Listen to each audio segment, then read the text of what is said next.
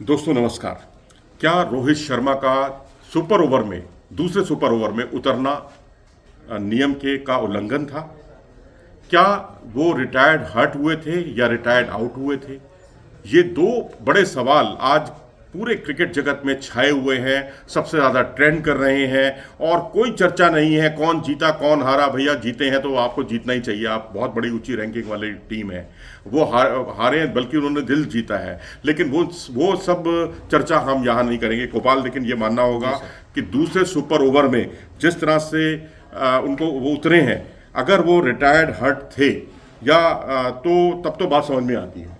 अगर वो retired out थे, अंपायर को क्लैरिटी देनी चाहिए इस बारे में। अगर वो रिटायर्ड आउट थे तो फिर उनका उतरना नियमों का उल्लंघन है।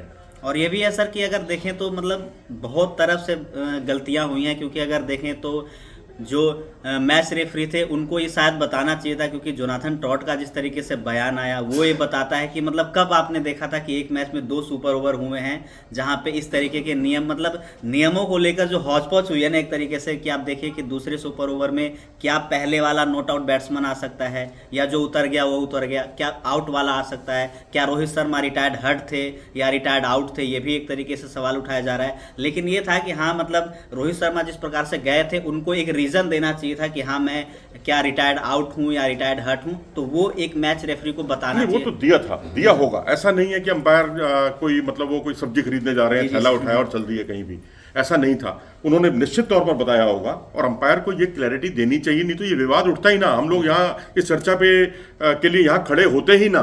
दरअसल क्या है कि जो एमसीसी है, मेरिलबॉर्न क्रिकेट क्लब, उसके पास कॉपीराइट है, क्रिकेट के नियम बनाने के कॉपीराइट है। उसके बिना आईसीसी भी उसकी मर्जी के बिना नियम नहीं बना सकती। जो क्रिकेट कमेटी है आईसीसी की, वो भी एमसीसी से जो है जब तक कन्विंस ना हो जाए एमसीसी, तब तक वो नियम नहीं बना सकती आईसीसी की कमेटी। तो मेरिलबॉर्न क्रिकेट क्लब का जो नियम है 25.4.2, वो बहुत साफ तौर पर कहता है कि अगर कोई खिलाड़ी इंजर्ड हो जाता है, बीमार हो जाता है, खेलने की स्थिति में नहीं होता, तो वो रिटायर्ड हर्ट हो सकता है। और रिटायर्ड हर्ट होने की स्थिति में जाहिर सी बात है, जब आप रिटायर्ड हर्ट ही हो गए तो हो सकता है बाद में आप उस मैच में आप ठीक हो जाएं, तब तक आपकी इंजरी भी रिकवर हो जाए और आप उतर सकते हैं। लेकिन ये सुपर ओवर का मामला था। लेकिन सुपर ओवर का मामला था, उससे कोई फर्क नहीं पड़ता। सुपर ओवर का मामला हो चाहे वो मैच में दोबारा उतरने का मामला हो, ये मैच में दोबारा उतरने का मामला है। जब आप रिटायर्ड आउट हो गए हैं तो फिर उसके बाद आप कैसे उतर सकते हैं दोबारा? क्योंकि वहां रोहित शर्मा अगर रिटायर्ड हर्ट होते तो दोबारा ना उतरते, तो इसका मतलब उनको कोई इंजरी नहीं थी, ना कोई बीमारी थी, वो रिटायर्ड आउट हुए थे, ये बात बिल्कुल तय है। लेकिन रिटायर्ड आउट हो अगर वो हुए हैं और उसके बाद वो दोबारा उतरे हैं, तो वो नियम का उल्लंघन है। अंपायर को इस बारे में उन्हें इतला करनी चाहिए। हाँ, एक नियम का एक क्लॉज मैं आपको और बता दूं, उसमें यह है कि कप्तान, अगर अपोनेंट टीम का कप्तान राजी है जी सर कि अगर आप उतर सकते हैं, उससे आप परमिशन लेते हैं और उसको कोई आपत्ति नहीं है आपके दोबारा उतरने में, तो वो उतर सकता है। लेकिन यहाँ कोई परमिशन वाली बात नहीं थी। यहाँ तो वो अगर परमिशन वाली बात होती तो इतना हो हल्ला होता ही क्यों? होता ही। और मतलब ये भी था ना कि इब्राहिम जादरान को भी ये पता नहीं होता, मतलब नहीं होगा शायद, कि अगर रोहित शर्मा दोबारा उतरे हैं तो क्या वो मेरे से परमिशन लेंगे या नहीं लेंगे। अगर वो लेना रहता तो शायद वो मना कर देते कि नहीं, हम रोहित शर्मा को नहीं उतारना चाहते एक तरीके से सर। तो ये सारी स्थितियां जो है, मैं समझता हूँ आईसीसी की चुप्पी से या अंपायर के ना कुछ बयान ना देने से खड़ी हुई हैं। आईसीसी को क्लैरिटी देनी चाहिए। अंपायर तो उठ के आएगा नहीं कि भाई मीडिया को आके संबोधित करे, जब तक आईसीसी नहीं चाहेगा, या जब तक, क्योंकि ये टूर्नामेंट जो है जो चल रहा है, इसमें मतलब क्लैरिटी दी जानी चाहिए। क्योंकि ऐसा हो ही नहीं सकता कि रोहित शर्मा ने क्लैरिटी ना दी हो, क्योंकि वो आउट होकर गए हैं, रिटायर्ड हर्ट नहीं हुए हैं।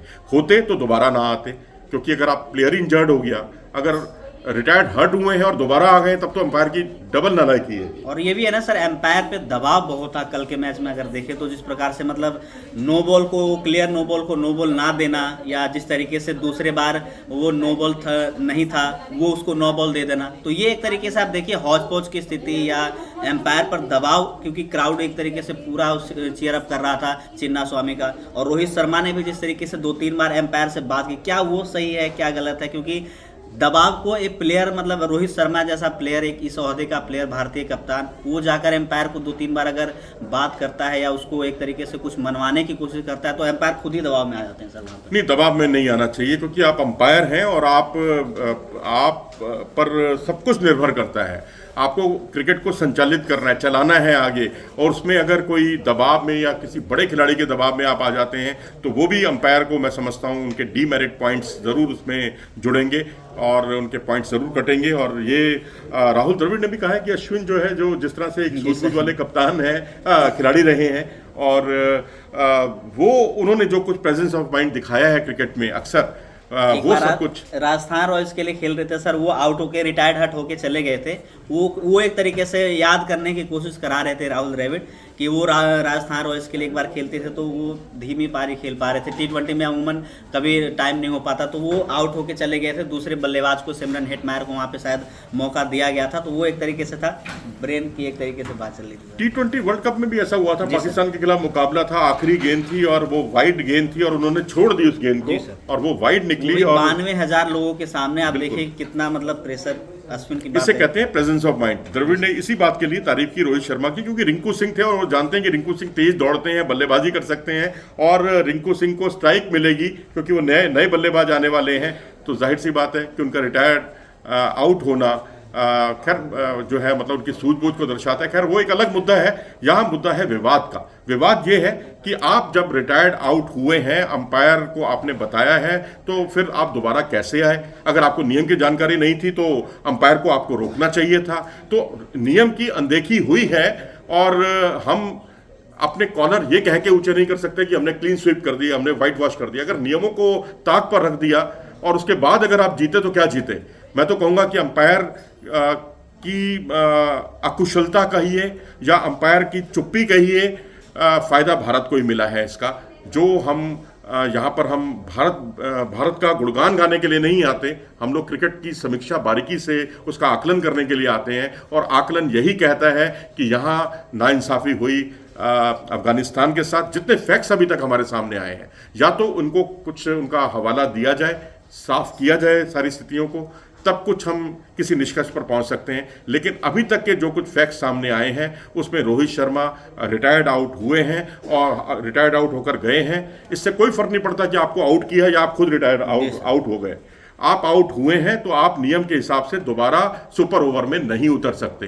तो ये जो है अंपायर की अकुशलता कहिए या खेल भावना कहिए, तो मैं कहूँगा यहाँ ये खेल भावना के भी विपरीत आचरण है, क्योंकि अगर आप इतने बड़े खिलाड़ी हैं तो आपको नियमों की इतनी तो जानकारी होनी ही चाहिए। आपका क्या कहना है इस पर कि क्या सही हुआ, क्या गलत हुआ, कौन सही था? क्या भारतीय कप्तान सही थे या नियमों का उनको पता नहीं था, एम्पायर्स की गलती है या मैच रेफरी की गलती है? आपका क्या इस पर विचार है? अपने राय कमेंट सेक्शन में जरूर दीजिएगा। फिलहाल इस वीडियो में इतना ही। धन्यवाद। नमस्कार।